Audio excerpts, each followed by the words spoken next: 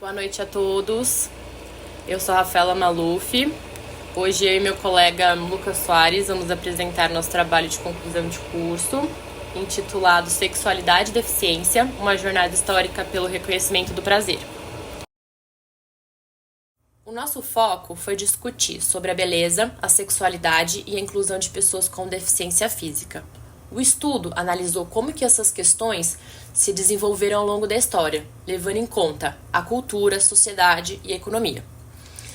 Começamos com a ideia do que é considerado belo, uma noção que teve seu início na Grécia Antiga, e vimos como esses padrões de beleza mudaram ao longo do tempo e como que isso se relaciona com a publicidade atual. Nesse trabalho, usamos a psicanálise, especialmente as ideias de Freud, para entender melhor esses temas. Através de pesquisa, buscamos compreender como que as pessoas se relacionam com as diferenças nos corpos e como que isso influencia o direito de cada um de se sentir atraente do seu jeito, fora dos padrões comuns. No Brasil, as leis de acessibilidade representam um passo importante na garantia de direitos e na promoção do acesso para pessoas com deficiência. Essas leis elas incluem medidas como remoção de barreiras físicas que tornam o espaço mais acessível, sendo fundamental para garantir a participação integral na sociedade, independentemente de suas capacidades físicas. Mesmo com os avanços na legislação, ainda enfrentamos vários desafios. Esses não se limitam apenas à infraestrutura ou a leis, mas também à maneira com que a sociedade percebe esses indivíduos, que com frequência acabam sendo reduzidos à sua deficiência. Em teoria, a identidade social de uma pessoa é fortemente influenciada pela sua identificação com grupos sociais específicos, ou seja, a maneira como se veem ou como percebem os outros é moldada por essa identificação. Isso é especialmente significativo para as minorias. Para quem tem deficiência, isso muitas vezes envolve lidar com estereótipos negativos e papéis sociais limitados, que podem impactar diretamente a autoestima, acarretando em um ciclo de autoimagem prejudicial. A Grécia Antiga foi um dos primeiros lugares onde filósofos como Platão e Aristóteles iniciaram o estudo e a teorização sobre o que é considerado belo. Lá a beleza era definida por sua simetria e proporção. As culturas gregas famosas por retratarem corpos perfeitos e idealizados são exemplos claros dessa concepção de beleza. No entanto, é importante notar que esses padrões de beleza não eram inclusivos. Muitas vezes aqueles que não se encaixavam nesse padrão estético era marginalizado. E isso é uma exposição clara de como os padrões de beleza podem excluir e discriminar. Ao longo do tempo, a percepção do que é considerado belo mudou e evoluiu. O que era valorizado em uma era muitas vezes dava lugar a novos padrões em outra. Essa mudança é influenciada por diversos fatores, incluindo mudanças culturais e sociais.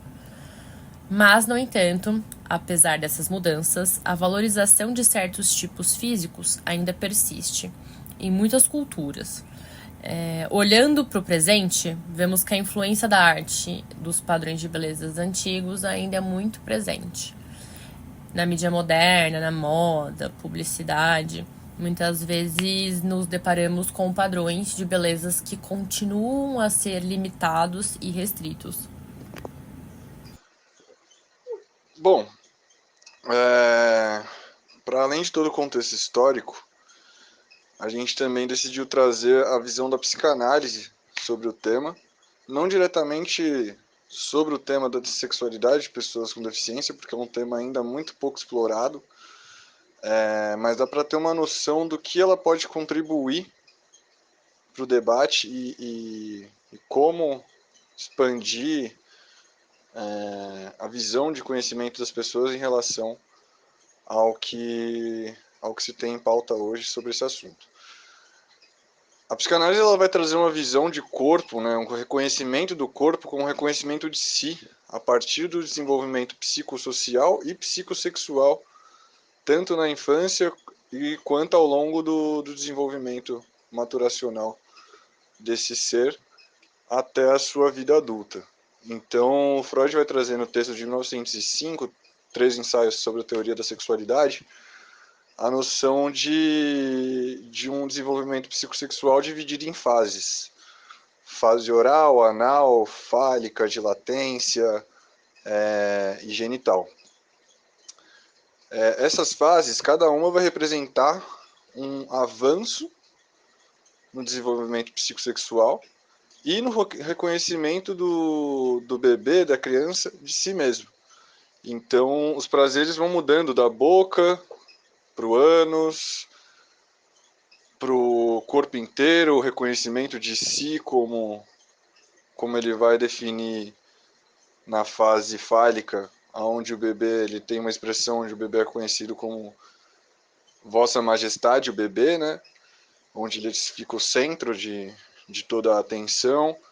E ali ele também começa a sentir essa divisão do eu com o pai e a mãe, a divisão da atenção com o pai e a mãe, o atravessamento do Édipo e o desenvolvimento do narcisismo também dentro dessas fases, né? O narcisismo entrando aí em duas divisões, primário e secundário, e também contribuindo para o desenvolvimento do reconhecimento desse corpo. Então, uma fase muito importante, na verdade, um aspecto, um conceito muito importante dentro do que o Freud vai falar do desenvolvimento psicossexual da criança, é que a criança ela tem um fator ali que ele define como perverso polimorfo. E isso vai ser exatamente o reconhecimento do corpo da criança e o autoerotismo desse corpo em diferentes partes que não as genitais. Então a gente pode levar isso para o debate pensando que pessoas com deficiência física, muitas das vezes a gente vai ver casos de tetraplégicos, pessoas com alguma amputação ou má formação genética, que realmente vai, entre aspas, ficar sem esse prazer genital, mas ela vai explorar o corpo dela a partir de outras regiões do corpo que não as genitais. Então, é conhecido que tetraplégicos sentem muito as orelhas, o toque na região do pescoço, da cabeça, que é a parte que eles ainda sentem, como regiões de prazer. Para outros tipos de deficiência física, a gente vai ter o reconhecimento do corpo e a expansão dessa visão de beleza para esse corpo que até então marginalizado, fora desse conceito de beleza imposto desde a Grécia Antiga, como a gente tem no início do trabalho falado pela Rafaela.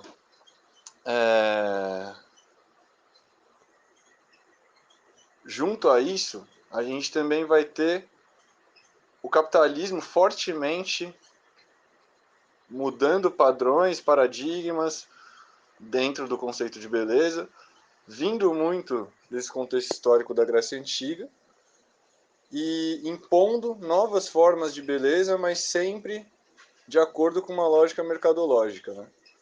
Onde a gente também pode conectar junto com o conceito do darwinismo social, que traz muito essa ideia do corpo mais forte, a ideia do mais apto, mas isso serviria para o reino animal, né? Para o darwinismo social, ele traz isso para o ser humano com uma forma de meritocracia desse corpo estar onde está, sendo que na verdade isso se trata mais da exclusão de corpos, isso se trata mais da, da marginalização desses corpos que não são reconhecidos como corpos reais, como corpos belos, como corpos que chamam a atenção, que são que atraem o olhar sexualmente de outras pessoas, né? Então, dentro do capitalismo, a gente vai ter, após a Revolução Industrial, muita muitas coisas que vão corroborar para a marginalização não só de corpos deficientes, mas corpos gordos, corpos negros, corpos que qualquer tipo de corpo que foge à norma daquilo que foi estabelecido como o padrão de beleza vigente, que também vai mudando. Eu não colocaria a palavra evoluindo, mas sim mudando ao longo do tempo e de acordo com o mercado, de acordo com como a sociedade absorve aquele corpo e como ele se torna um atrativo para gerar mais lucro. Dentro disso, a gente também vai ter a publicidade inclusiva, que aí dentro dela você consegue ter duas visões, né? A visão da inclusão, que deveria ser o tema principal, e aí sim você vai começar a ter uma expansão de consciência, de, de noção, de sentimento sobre o que é bonito e o que não é, e também para essas pessoas a expansão e também a integralidade dela ao todo como forma de reconhecimento do seu prazer, do seu desejo, que no final todos temos, né? E não é porque são corpos, entre aspas, diferentes que são pessoas que não sentem prazer, que não sentem desejo, que não sentem o que todo ser humano sente a partir da sexualidade. Então a publicidade inclusiva ela tem esse papel de realmente expansão da consciência, abertura do debate, mas ela também traz por trás dela todo esse passado, toda essa lógica mercadológica do capitalismo, que o foco no final não é totalmente na inclusão, né? Mas sim no, na venda desses corpos, no lucro, na exploração e até, de certa forma, mais marginalização, com esses corpos sendo mera questão de venda e não realmente a abertura do debate para reconhecimento deles e reconhecimento do prazer.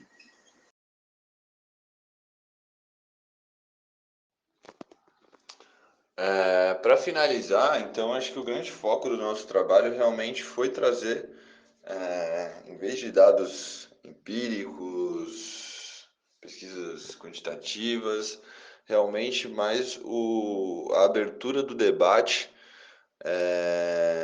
um ponto de reflexão para tudo que a gente consome, para tudo que a gente compra, para como a gente enxerga as pessoas em relação ao que é o tal do belo, realmente a definição do que é beleza, para quem a gente se envolve. É lógico que vai muito além de agora todos vão começar a discutir e vão se apaixonar por pessoas com deficiência física. Seria muito hipócrita da nossa parte pensar que a gente conseguiria trazer tal mudança, mas eu acho que o ponto principal a gente talvez consiga plantar, que é a abertura do debate e a reflexão realmente sobre o direito do prazer, né? Como o título do trabalho traz, uma jornada ao direito do prazer. Então eu acho que é isso, o reconhecimento de que todos nós temos prazer, de que todos nós temos direito a ter prazer e que todos nós somos passíveis também de ter prazer e ser atraídos por outras pessoas.